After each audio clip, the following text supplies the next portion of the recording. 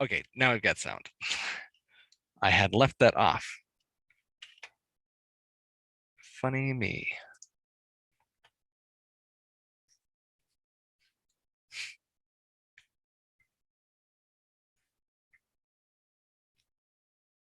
Cool.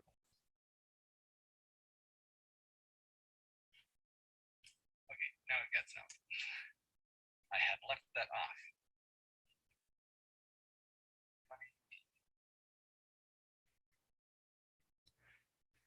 All right, so I heard that my sound's on. Now the next thing I'm going to do is, I guess I'm going to close this YouTube window so that doesn't confuse me. Welcome to Adam's Friday Flow. For those that are going to be watching online, no one else has joined me. There's one other person that actually said on Meetup that she's going to come. So we'll see what comes of all that. I am not sure what else to expect. And I got a couple options of what I'm going to do. So I do want to research this topic of how do we use A/B testing. And I've got actually a web page that I'm looking at. I'm like, oh, this is pretty cool. Oh, here's Gwen. But we'll see how that goes forward. The other possibility is that I get some stuff ready for next time. So we can see how that goes. Good morning, Gwen.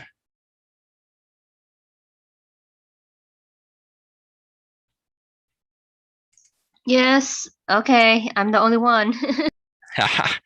What about me? I'm here too.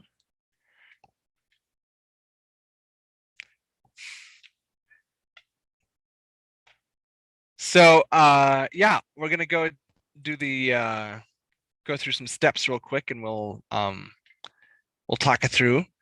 So it's Adam's Friday Flow. I've got it live on YouTube channel. You want to engage challenges while you're here, attend at a whim, which is what people get to do. Connect it with your business topic or what you're planning on doing. And I use all this just to kind of help guide me because I'm figuring bits and pieces out. Also, Gwen, as you might have noticed, I don't really promote this event. I just leave it on Meetup and see who comes.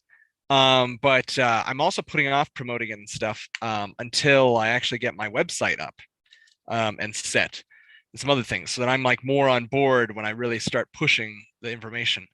So that's why it's kind of low key at the moment anyway. I mean, I probably always be low key, but it might also be just the topic wasn't so exciting. So welcome to Adam's Friday Flow with entrepreneurs. And today we're going to talk about how do you use A/B testing, and no one else gave me a feedback on that, which is okay. We'll figure that out. So we're going to start. You can plug in your contact info or whatever you want to put on the chat, so I know who's going to be there, and I can publish that. And then we'll do our spoken intros. So I will show you by example here. I'll grab my information. Chat. I actually posted on here before everyone got on here, so I'm just copying it from the chat. I'm reposting it. Bam. There we go. Did that work? No, that's not what I wanted. I want the one that's got my email on it. This one right here. Oh, I hear people looking for me.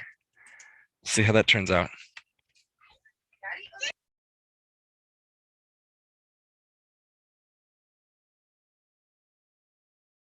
Thank you. That was really sweet.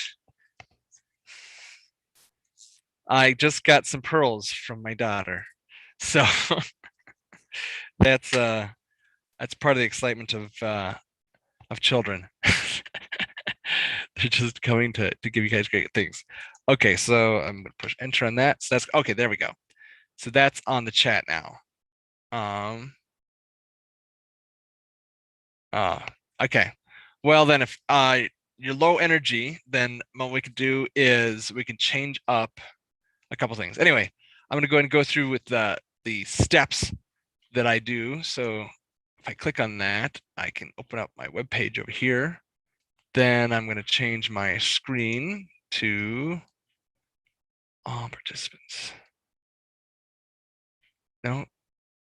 Who can share? Okay, that's not what I'm looking for. I want a new share, and I'm going to go to my website. So this is the current website. I've talked about it a couple times, and it's kind of okay. It's sure to shows you some of the stuff I'm up to, but really there's lots of good updating that can be done. And I should probably, and I've said this numerous times to get feedback from people more recent, and I haven't done anything about that.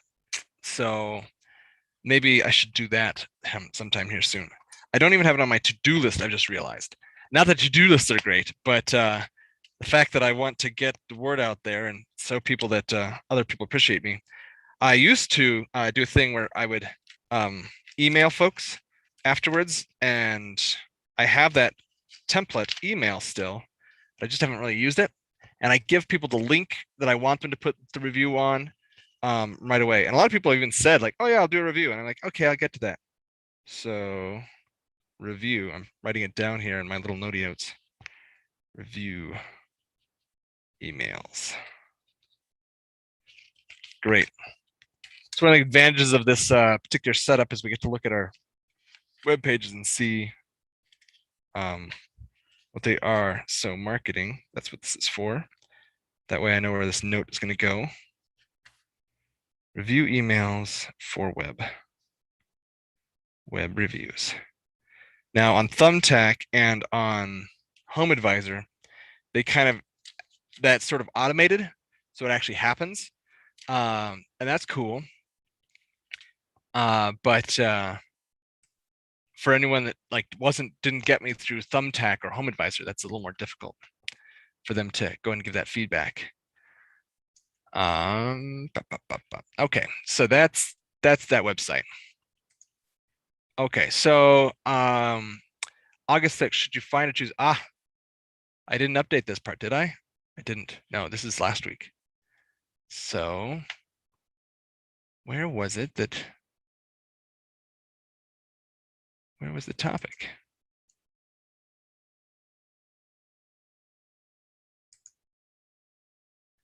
This is something else. I'd like to get this all automated so that if I keep doing this stuff, it's not so much work to remember all the parts. But this is a step. So the way that I've been changing these slides up is I've been using a checklist, flow forum day of. And I just realized that whatever I did on there, my checklist, I didn't do this one. So delete no change. What I want to do is uncheck all items and then go back and find the part that tells me to do this. So practice use bitmap. So Gwen, I'm partly because you're just chilling out in the background. I'm kind of doing what I do if I was just by myself, which is I kind of talk about the way that I'm setting this stuff up. And so anyone who does tune in can hear my thought processes, also so I can go back and go through that. And also figure out what's some stuff that like when we're chatting on here, what's useful to people and what's not, and how do I present it.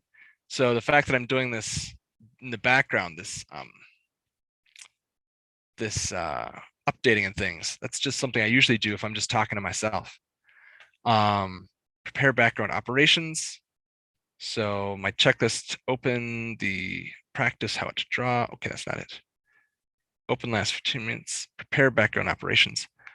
Oh, no, this isn't the one I want. So that's day of stuff. There's stuff I do in preparation that I can do any day. So from any time, that's what I want to change. Okay, so we're going to go to change slides info. Add in next week's topic. I did that. Change heading for this week. I did that. Oh, I thought I did that because I checked it off. Change question.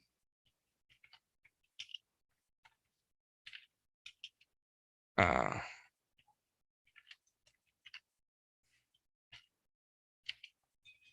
we go.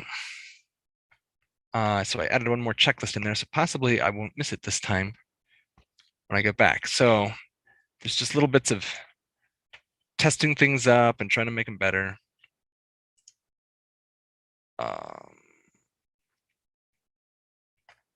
Okay, I'm gonna go back to. Oh, also, I just realized I'm not sharing the right thing. This would be the advantage of having the YouTube live up somewhere. I used to have two screens, one here and one down there, but I moved that screen and I haven't hooked it back up again. And that helped to have maybe 3 different displays so I can see what's going on instead of having to remember to switch back to this. Okay, so here we are on this screen. And August 6th, should I A/B testing?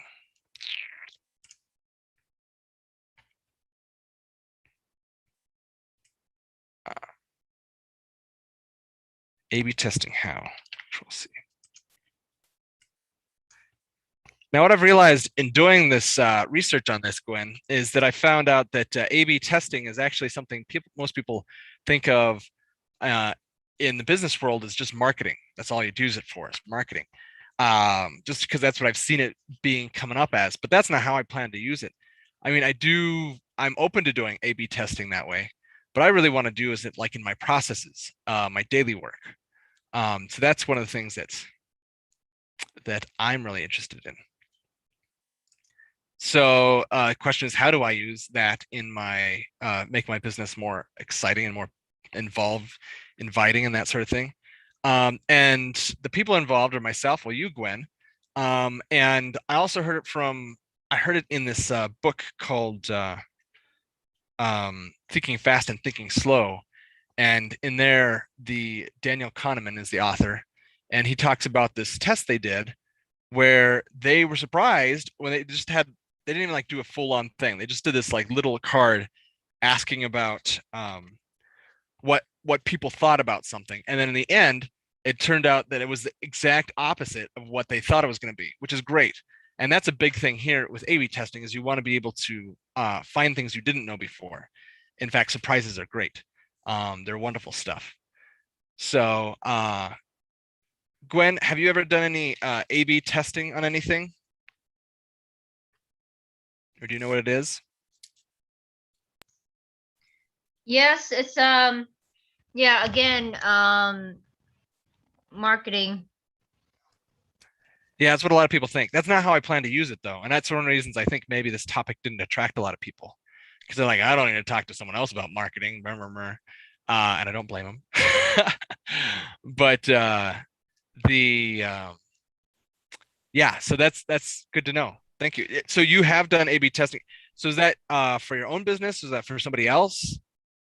I'm just real curious. You need to A/B testing to find out what's the cost effective, because you have a limited budget amount of money, and you can't waste it if it's not reaching the maximum people and converting to sales. Yeah. So do you have an example when you've applied A/B testing? I don't. Not that I can think of. I probably could think of something, but well, I have an example here, but this isn't marketing. This is a thing that I've been making up to work with people, and I've been developing as I go. But I haven't been doing A/B testing. I've just been adapting this and making it more and more. It's a kind of like a worksheet that I use when I'm meeting with people to also kind of help guide me and like, all right, these are the questions I want to ask. And this is how we set up the experience. So that's been pretty cool. Oh, good morning, Phil. Hey Adam, I thought I had some time this morning, so I thought I'd drop in and see how you're doing. Yeah. Do you have a web page for your book? No, I don't. But I do have my book, so let me give you a quick show. Yeah. So yeah, quite a few. Well, I say quite a few. 2 or 3 people down at 1 Million Cups have bought a copy, and Stuart bought a copy for the library. So Oh, that's great. there you Simple go. strategies planning. There we go. That's great. Now you were So having. You need to contribute to my retirement fund and buy a copy. There you go. I like it. So I saw that you sent out a little text to us to help us know. So how do we buy it? If you're gonna add that information on here? Yeah, you can get it on Amazon, or you can order it from Barnes and Noble. And we could get a link on chat right here now, right? Sorry? We could get a link right here on chat right now, right? Yeah, I'll see if I can find my link and put it in the chat. Great. And I want to hear if anyone's giving any feedback on that too. But I'll let you focus on that while I dabble forward. So A/B testing. And there's a website I found because it's like, well, I could do some research about this. And I found this really great. And I basically searched, I was trying to find that reference that I'd found in Thinking Fast and Thinking Slow. And this is what I came up with is whatever this is, chameleon. But why your brain is your worst enemy when A/B testing. So that's really interesting. And it has all these topics or headings here to go through. And so here's what your brain does when it, and what we'll cover. We'll find a relationship between unrelated events, can't handle sample size, will subconsciously look for and interpret information to confirm its own beliefs. So like in A/B testing, if you're surprised by the results, that means you're doing some good A/B testing. But that's not what it thinks. Thinks the past events influence future probabilities. That one is an interesting one. There's a whole bunch of levels on that. For instance, in order to disrupt the market, you've got to do something different than what's been done in the past. And there's big examples like who are the people that made Fargo, the movie Fargo? Fargo. Yeah. Anyway, those something brothers. It's not the Koch brothers. That's a whole nother group of people. But these are two brothers that often make these shows, or they just make movies that no one expects. Like this is not something anyone's looking for at the time. And then like Fargo, some are very successful, others are not. But they do this kind of thing, and that's what this makes me think of, is that we think that the past is what we're going to decide the future on. But if you're just doing that, then we don't get new stuff happening. We'll throw reason out the window with emotions and ego involved. I don't know what to do with that. It kind of says the opposite of the previous one. Prevents you from thinking like your customers, takes things granted. This is what your brain is doing.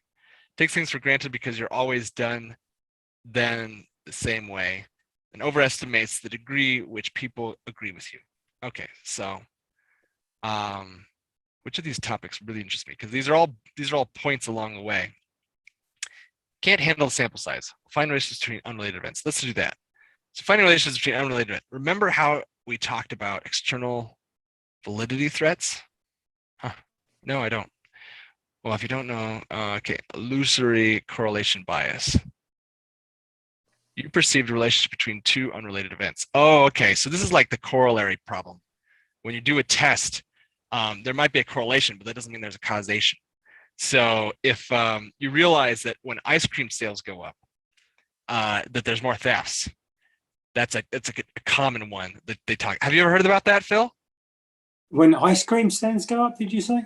Yeah, when ice cream sales go up, thefts increase. Sales. Like people steal more. Oh, when ice cream. okay. So we Really? shouldn't be selling. Yes, so we shouldn't be selling ice cream, right? It's like you could make a correlation or a causation there. Is that because ice cream goes up, people get too much sugar and they act like unwieldy kids and go out and steal things, right? We could create some sort of causation between it, but it's a common in psychology. It's a common example given, because what actually happens is they're both results of higher temperatures. All right. Yeah, so when you go out and get ice cream when it's warmer out, but that also points out that you're out of your house to get the ice cream. And if you're out of your house, thieves will be more likely out of their house as well, and possibly into yours since you're not there anyway. I see. Well, Yeah, I know I found a really good ice cream over the weekend. Did you? in a most unlikely place, and that was McDonald's. And Really? their ice cream is really good. That's good. That's funny. And the reason we went to McDonald's is because we couldn't find any ice cream shops at all.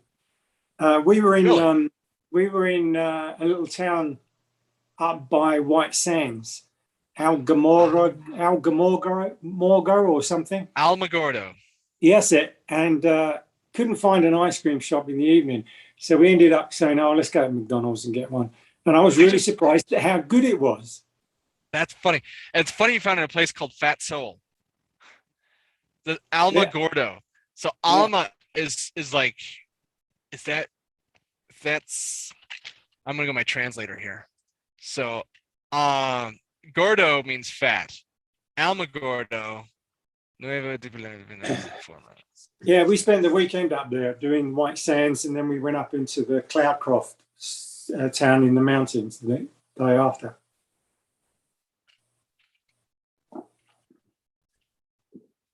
Yeah, that's what it is. I don't know if that's what it's meant to be, but Alamogordo. Well, it would be Gorda actually, but Gorda means fat, Alma means soul. So you went to the Fat Soul. Yeah, That's it was really good. It was really good. That's cool. So Actually, it wasn't. It's extremely hot. I mean, we went into the desert, and I've never been into a desert, and it's, apart from being stunningly impressive, it's surprising how quick it saps your energy just to be in the desert, and it's difficult to it's difficult to walk around. You have to have loads of water, like loads, and you need sunglasses, especially with white sand, because it's just so difficult.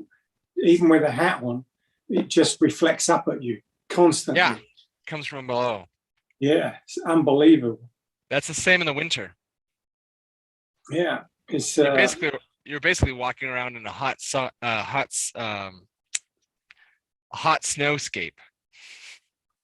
yeah, and it's funny because it looks like snow, and yet it feels like talcum powder. It doesn't feel like sand. So yeah, Really? it's Now it's interesting. there, but I didn't think about that. It's an interesting concept. Huh. Yeah, So I don't know. Have you been there? Have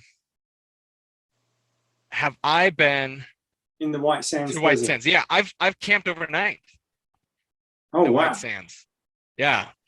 I did not get ice cream while I was there. Well, now I know where to get ice cream. Yeah, and, but then you know the sand is really fine. It's more like talcum powder than it is sand, and it's really it's harder to walk up, easier to come down. That's it. This is it. This is the guy. All right, so this is Amazon. It's funny because the link you gave is actually a LinkedIn link. Oh yeah, I'm not sure. To their I'm not LinkedIn. I'll see if I can find it. I'll see if I can find an Amazon one. No, this one. This is. I mean, you could just take this Amazon one. So put your LinkedIn one, and then you have this link right here, right? Because I didn't chew anything fancy. I just clicked on your LinkedIn account link. Yeah. So I'm not too sure how that all happened, but it took you right here. So it took me right to this thing. So there he is. Phil Witten received his MBA from University of Liverpool, UK. That's the thing. 5 moves to complete at advantage. So how did you figure out the price for this? I'm just curious.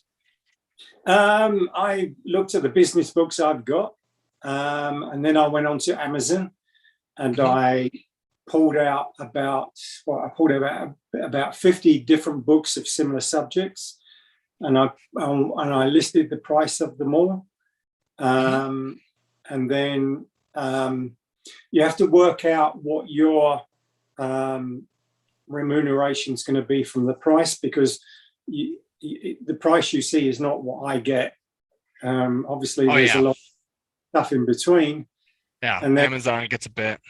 yeah, so then I had to work out from each of those books, like their pricing. So I've learned a lot about what the supply chain costs are. So I did a mean average of the supply chain costs on the 50.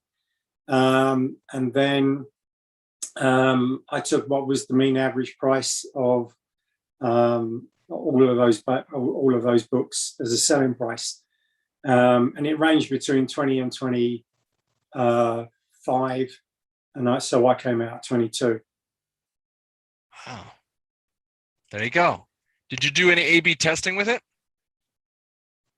What's A/B testing? Sorry. Oh, that's great. Okay, so A/B testing is when you have two different examples, often used in marketing, but I was thinking about using it in like just your day-to-day processes of like, if I try this and I try this and I compare the two together, which one turned out to be a better result? So, All right. like Okay. if I wanted, for instance, you could, you were giving opinions about the cover of your book. I remember that, but you could have done A/B testing where you said you could have had a couple examples of what the cover would look like, and then go out there and see which one would sell better or which one would attract more clicks or something like that. Or you just have a sample. In a way, I kind of did, because all the samples that I was getting back from the publisher were more picturesque than what I got. And I did send them round to a group of people I know in my email circle, and the feedback wasn't so great on what was coming out, and I wasn't too happy with them either. And so I then decided to do similar to what I did with my pricing. Said, well, let's have a look at business books and see how they're made. All right, and let's have a look at business books that sell well. And I found a book not very dissimilar to the cover I've currently made. That was a good seller, and I liked that cover. So what I did was I stole the idea, or borrowed the idea, whichever you want, and kind of redesigned it a little bit into what I wanted. So I actually designed my own cover at the end of the day, and not the publisher, which the publisher was meant to do. But there you go. That's funny. So you kind of tested on based on past what would this is interesting though, because this article might suggest that the way you went about that was that you weren't using your brain the best, but I don't know how that all works, because I think you came up with a great result, and I don't think A/B testing is the whole answer, but it's just a tool out there, and so I thought it'd be fun to talk about, because I'm thinking about how I'm trying to be more strategic with my own business, and figuring this stuff out. But a lot of it actually has to. The problem with the business book is, I mean, there are some really good ones. I've looked at some Harvard ones that have got some good pictures, but so I was thinking, well, what do I do when I pick up a business book and I'm looking at it, and I'm seeing that if it gives me something that's going to capture my interest. So if you look at my book, all right, it starts off with a question, effectively: how to manage disruption to your business. And then it goes into the title. So then it says, well, do it with simple strategic planning. So even before you pick this out, the first things you're going to see is simple strategic planning. If you're making people's lives more simple and more easy, it's like the dummies books, dummies for strategic planning, dummies for this, dummies for that. Yeah. And now they've got books called Noob. I just saw one. Some guy's using Noob 4, which is a slang for newbie. you look at it and you go, okay, simple strategic planning. Then your eyes go to the top automatically, and you go, how to manage disruption in your business. Oh, right, that's going to help me. Simple strategic planning. And how does he do that? Well, down the bottom it says with 5 moves to a competitive advantage. So That's I got you're impacted by the title. That's what gets your attention. You naturally look to the top and not down the bottom, because that's what people do. And you say, well, how do you manage disruption to your business? Okay, all right, with 5 moves to a competitor. Oh, well, the 5 moves. And then you open the book and there you are. Well, I partly agree with you. I think you have a great strategy there. I did not read the top white letters until you said what they said. Right, but if you had been, but you look at the book as you see there, the simple strategic planning that you've got up on the screen is impactful, right? Yeah. If you was holding the book, undoubtedly your eyes naturally just go to the top once you've gone past the title. Yeah, this might be past the point, and I don't know that it bears anything, but a unique thing I'm going to share with you that I realized about the when you say simple, and then you put a chess piece as the I. Yeah, my brain doesn't read simple anymore. So I don't know what effect that is, or like the cognitive dissonance that creates. right, but and you know, a lot. I got more positive feedback on that than I did negative. All right. But okay, good. Think about it. Yes, strategy is. You know, people don't like strategy because it's not easy, and you never really get it done right unless you do it right. Yeah. And so it is a bit like a game of chess. Okay, so it can be complicated, but you know, playing chess is complicated. But once you know all the moves, it's not complicated. It's what's complicated is how you attack or defend, not how you play. Play, you understand. It becomes easy, and so leaving the chess piece as the eye says, okay, yeah, it could be complicated, but we're making it simple. It's going to be, this is a format of how you activate a strategic plan. And it really is. I'm not talking about how you implement strategy. I'm talking about how you gather the data, where you gather the data from, and how you put the data together for you to be able to then plan strategy. Yeah. Yeah. So and that's good, because the I think it's a neat thing, and like you said, if you're getting a lot of good feedback on that, it was just one of those interesting things about how that came through with the simple, with the chess piece. I realized I didn't read simple anymore. Good. So it stopped you. You'd look at it and you go, okay, what's this? I'm going to open this up and have a look. Yeah. It's funny because it could be read as sample strategic planning. I think that's what I heard, what I read when I saw it. Even though I know simple is how I'd read it, but in my head, I think I translated it to sample. Like, even though it's not really what it is, but so that's pretty cool. I'm trying to wrap my head around that, but also figure out how to tie it back to A/B testing, and which is based on samples, you know. So that's where my brain is right now. So Phil, Gwen is looking into doing some stuff, and Gwen, we've talked about this before on this channel. She's looking into whether to move to Albuquerque, and also how to do some like beneficial things for other folks when she's doing that. And I'm trying to figure out how we tie that and A/B testing together. She's trying to move to Albuquerque. She's also talking about how she's sort of low energy today. So you're not jumping in too much, right, Gwen? I guess she's not.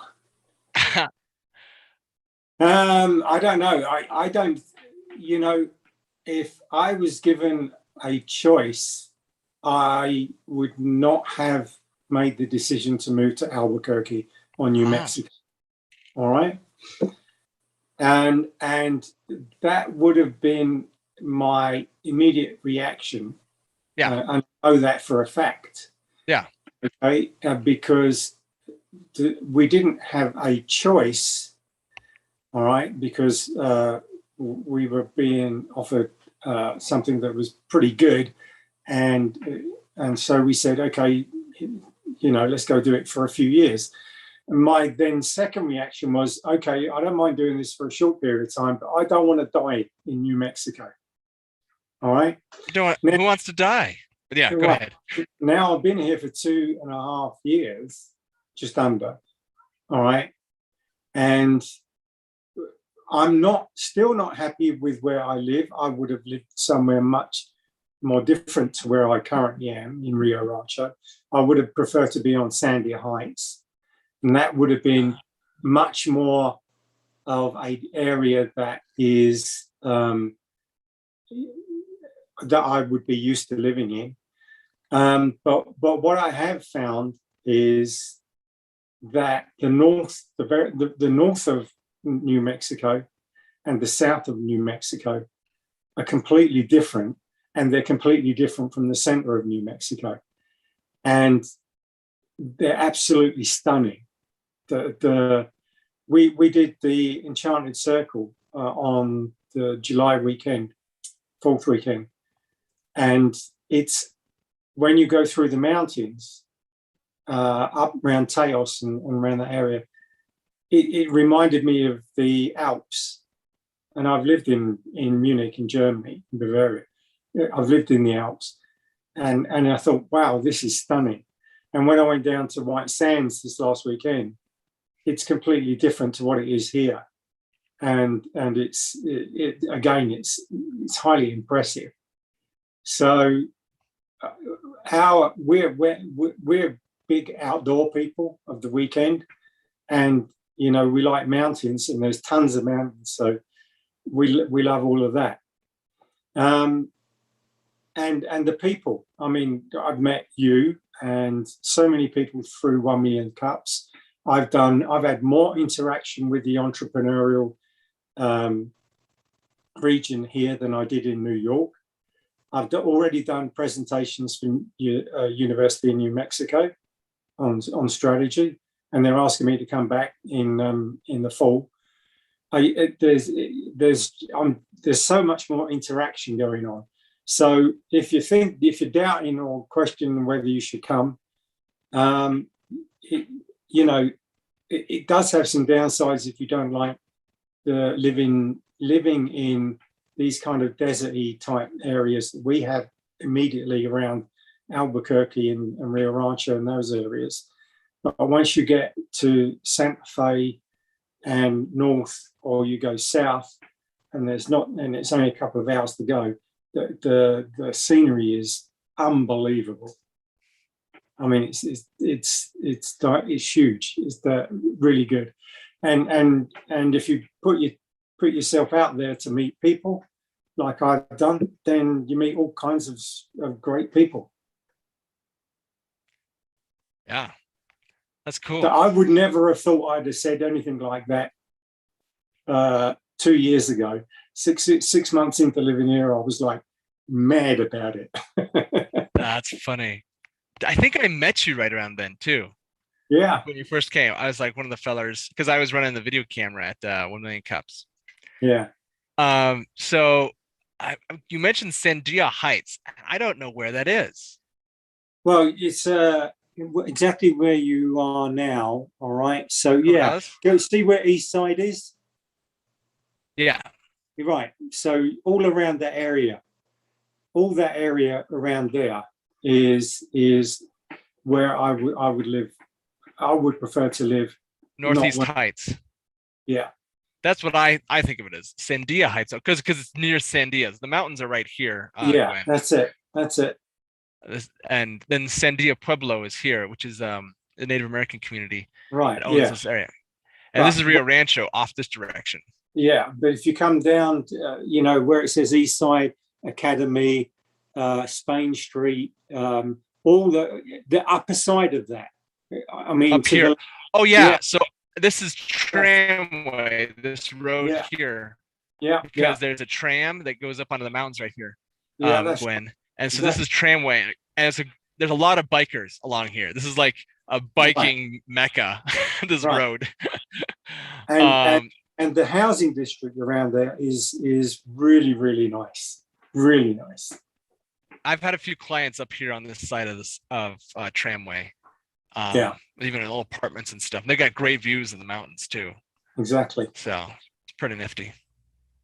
And then also, because it's a river valley, so the river down the middle, you can see all the way across from there as well. Yeah. And you can see Yeah. over here the Three Sisters, which are the mountain, or well, actually they're probably right about here. One Yeah. moment.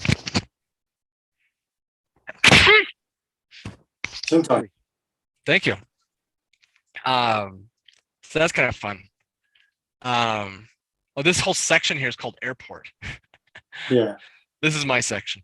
So that's funny. It's Oh, That's I interesting. know what I've been trying to find, because you got Sunport, which is the airport, but there is another airport over to the it's over here.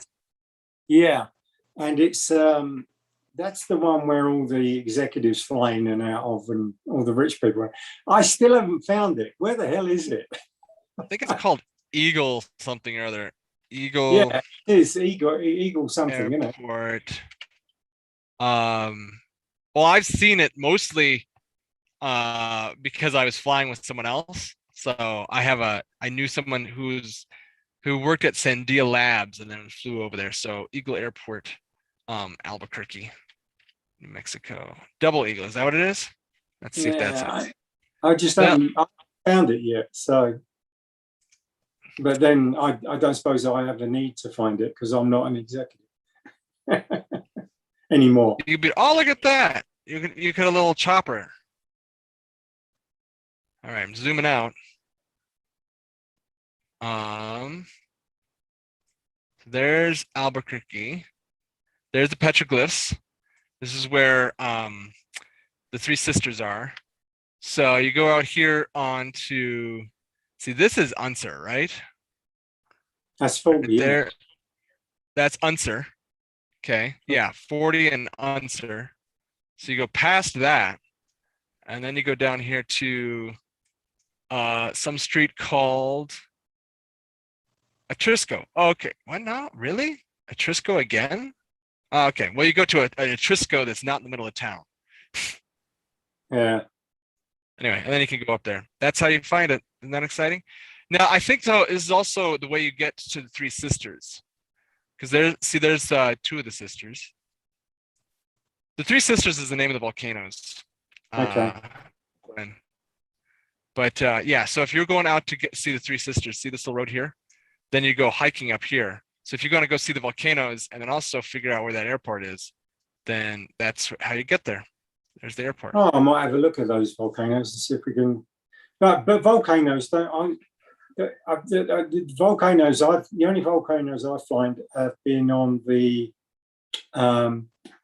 what are the islands off of Portugal, the Azores, and climbing a volcano is different to climbing a mountain. Normally, volcanoes you climb down first, and then you climb up to come back out. Huh. All right, because volcanoes collapse, don't they? They're normally down. So volcano is like a, you have the mountain and then you have the down bit. So yeah, like you got on those, yeah. But on the Azores, these are huge. These are the size of Sandia, and you actually get to the top of them, and then you have to climb down to the lake, and then you have to climb back up to come out. And so climbing a volcano is the opposite to climbing a mountain for me. But if you say you have to go up these ones first, then okay, we'll have a go at that. So these ones they're not that huge. Like they're just really baby volcanoes. And they're also shield volcanoes, right? Instead of the really like robust ones that explode a bunch. I think these are more shield volcanoes, which means they sort of like when they erupted or when they oozed out, it was all sort of like just a big, it's called a shield volcano, I think, because it looks like a Right. big shield as opposed to, you know, the big towering Fuji kind of stuff. Yeah. Yeah, well, so they're micro compared to the ones in the Azores. Well, the Azores is basically a volcano that come out the sea and built the island, or the Oh, yeah. islands. Well, that would be, yeah, I feel like those would be slightly shielded too, but I might be just all confused. Yeah, and they're off the coast of Portugal in the Atlantic. And it's a great vacation because you can fly from Boston. You take off from Boston in the evening and you arrive in the morning in the Azores. And they're great little islands to go around. Weather's always good over there. Yeah. And it's cheap, like really cheap. Out in the Azores, huh? Yeah. That's great. So Gwen, there's some talking about the community around here. The community group that you want to particularly hang out with might be a significant thing to look into too. Because then you could do some A/B testing there, like figuring out what groups of folks actually seem like. Oh, and here's another big thing. One of the reasons A/B testing is, I think, is really important, is because, like this article here says, we kind of get locked. We have an idea of what we want, so we get locked in what we want. So for anchoring, for instance, you have an idea of what it should be, and this is what could have happened with your book, Phil, is that you hear what other things are expected, like price-wise, and then when you change it, you kind of think the similar way of like yours should be similar because you're anchoring in something. And so if you but if you had like a sale on your book, you would, like, this is what a lot of retailers do, is they'll say, oh, $50 for this book, but we've got 55% off, so you get it for 22. You're anchored in this other thing, like, oh, it's worth this much, but I'm paying only this much, right? And so that's Right. a way, that's using an anchoring concept, that you think it should be this much, and so you really feel like you're getting a deal. But with A/B testing, Gwen, when you're coming over here, is we're talking about how these great things are, but Phil gave you a great anchor of like he didn't want to be here in the first place, and then it turned out he liked it. So I'm not too sure which part of that's an anchor. There's numerous anchors in there. Like, this is great stuff. But we often get stuck in our mindset of what it is that we expect from different things. Where and this is good for you, Gwen, for contacting us locals through this medium, but also and when you're going to come visit, check out a couple different communities that you might be hanging out with. You talked about, because you did the fridge thing over there, you could check. So I don't know if you remember this, Phil, but Gwen talked about she did street fridge, which she was helping make getting people to have refrigerators that are outside that people can just come by and get food from and that sort of thing. You could check with different communities here. We've got a lot of there's Steel Bridge, which is for the homeless. We've got, of course, the stuff with the city. There's Roadrunner Food Bank. Just check out a couple communities and feel them out and see like how that fits together. And of course, stopping at 1 Million Cups in person. They're doing it hybrid at the moment. Are they thinking about going back because of Delta variant, Phil? Do you know? They're sticking with the hybrid at the moment. Yeah. So when they first opened up 3 weeks ago, I didn't go on that first one, but there was quite a few people there. I went this week and the week before, and there was about 10, 12 of us there, and there was about the same amount online. So, but what I do, I used to like the rooms after as well, and so that's a void. That's a void when you go down to Albuquerque. But what I do now is I sit and have the presentation there, I then chat with a few people, and then I log on to the rooms afterwards and continue That's the chat cool. in the rooms. So you get it all. You get the in-person and Yeah. then you get the chat rooms. I'm Yeah. glad you like the rooms. That was something that I really encouraged at the beginning. And like, we should be like, what we offer is this breakdown of different groups and stuff in there, and have the time to have the personal. And Yeah. that's one of the reasons I did this too. And the other reason I did this is so that I can get savvy at doing my own thing in the background. I plan to go back and volunteer at 1 Million Cups eventually too, when my website's up. But I just felt like I was too much of a newbie at the time. And I'm like, I'm gonna come back when I have more to offer, when I feel like I'll look more savvy. Yeah. I never really aimed to look very savvy. But as you can tell by my hodgepodge way of getting all this stuff done. But I thought maybe facade of a website would be a big change. Well, we reached the time in the show, so I'm going to switch my view back here to my stuff that I've got. Oh, now what's going on? So I'm on a page on this, and this is what I want to do. I'm going to scroll down here, and so a 10-second quest boost. Oh, that's an interesting name I gave it. But anyway, 10-second quest boost.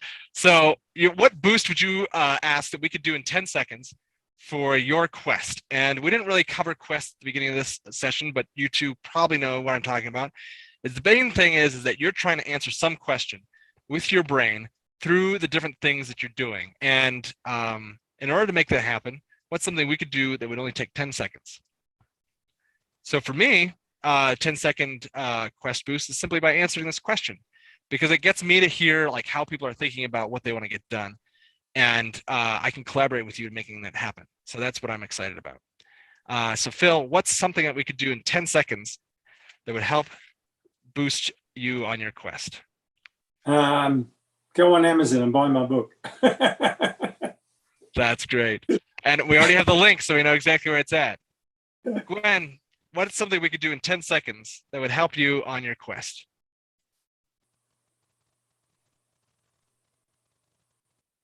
I don't know if Gwen is actually still there, is she? She might, but we'll let it hang out for a bit. So this there's another thing of pregnant pause. I don't know if I'm allowed to say that because I'm a guy, but have you heard of the pregnant pause, Phil? Yeah. Yeah, so you let it sit for a bit. Yeah, that may not be PC these days. I don't know. I don't know. It's amazing.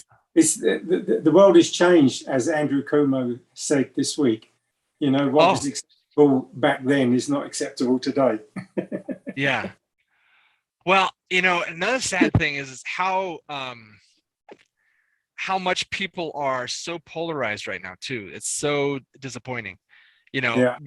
And the effect of partly COVID isolation has heightened some of that. And then, of course, the politics themselves, we've got such heightened opinions on both sides, like, oh, that person is totally wrong, or that person is totally wrong, and that person is totally corrupted, and all this other stuff. And, conspiracy theories and all that stuff out there. So that's another way. It's no longer the world it used to be. But at the same time, nothing's terribly new. That always happens in groups. Right? Think of the times in the past where the belief in the government system is broken down. So hopefully that we see that trend and we're able to fix it here in the next few years somehow. Aim for something more trusting. But the internet is such a weird spot for that. I wonder how I could apply that to A/B testing. Go to one site and see if I trust that one more than the other. But that goes back to what this other website was talking about, is we tend to trust ourselves more than we ought when we're doing A/B testing. That's funny. Okay, well, next time we're going to talk about the efficacy in chaos. I'm reading a book by Carl Newport, and I could actually probably make that right. There we go. Deep Work is the name of this book. Maybe what we could do one of these times in the future, Phil, is we could after I read your book is we could talk about yours, have a book review here. Yeah. That would be kind of fun. And it's Carl. Look at that. This was all really done really fast. I think Have you ever- it's, well, if you take out the salient points at the end, it's only 135 pages, so you're okay. What does that even mean? So Well, anyway, You can read it in a day. oh, if you read fast. Well, there's some of us that don't read fast. So as you can see by my spelling. So efficacy and chaos. So next time we're going to talk about, with all the craziness going on, especially, this is kind of nice lead in, with all the stuff going on the internet and all of the politics that seem to constantly bombard us about what's important, trying to create space and time for deep work. And I tell you, I've been experiencing some of this cool stuff by setting 3 hours aside at least once a week. And we'll talk more about that next time. So that's the juicy talk next time. Thank you guys for joining me. Good to see you again, Phil.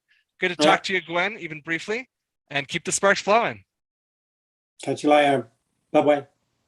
Bye.